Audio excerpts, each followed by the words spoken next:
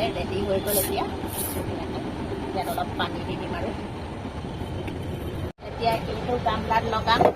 এইটো JG plant এটা মাটি গামলা এটা ভগা আছিলে, তাত আছিলে ভাঙি ইয়াত গোবৰ মিক্স কৰি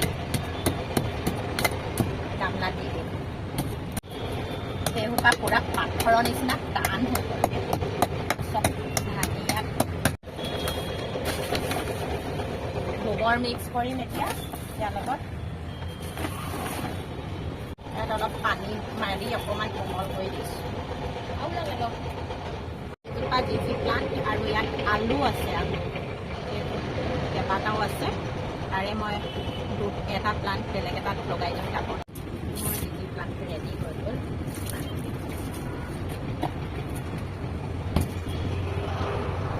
বেলকনিৰ একেবাৰে অৱস্থা নাছিলে, এইখিনিও চাফ কৰি ল'লোঁ আৰু এইফালে মই এইকেইটা লগাই দিলোঁ টাবত। এইটো ৰাবাৰ প্লাণ্ট, এইটো জেজি প্লাণ্ট আৰু এই পদিনাখিনি এই দুটাত আছিলে, সৰু হৈছিলে, পদিনাখিনি বাঢ়ি গৈছিলে, সেইটো কাৰণে এতিয়া এই দীঘলীয়া এই টাবটো আনিছিলোঁ, এইটোত দি দিলোঁ।